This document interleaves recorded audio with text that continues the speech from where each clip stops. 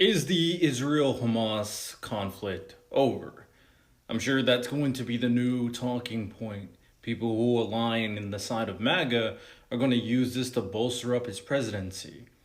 But let's have a little conversation, add some context, and I will give credit where credit is due. One thing to keep in mind when it comes to this ceasefire deal is that we don't know the rest of the details. And I do think that is very odd. I'm sure you do too. One of the things that MAGA has preached consistently is transparency. So us not knowing the rest of the ceasefire deal is kind of odd, especially considering during Biden's administration at the very tail end, we knew the three phases of the ceasefire deal. And on that ceasefire deal, there were supposed to be continuous hostage negotiation trade-offs, right?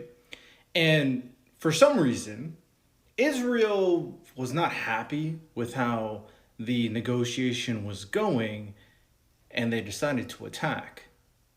And Hamas accusing them of killing Palestinians, not allowing them the aid that they needed for the ceasefire deal. Israel wasn't happy. They ended the deal right before the election. It was very odd timing. And now we're here again.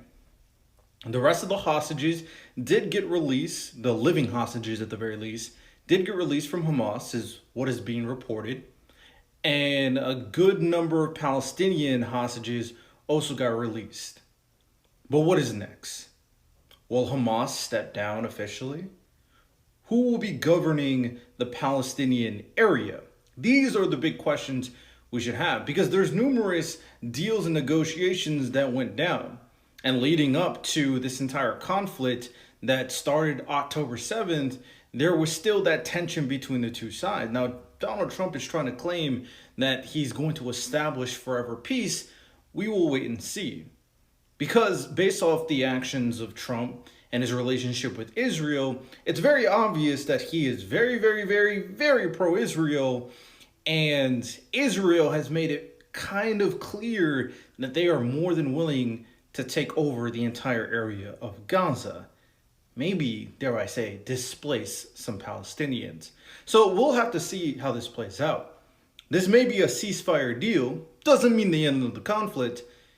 And this may be a ceasefire deal, doesn't mean that it will benefit the Palestinians. So that is something to keep in mind with how everything is going on. But at the very least, you do have to give credit that the conflict is over. And the difference between Biden and Donald Trump is much more of an Israel shill than Joe Biden was.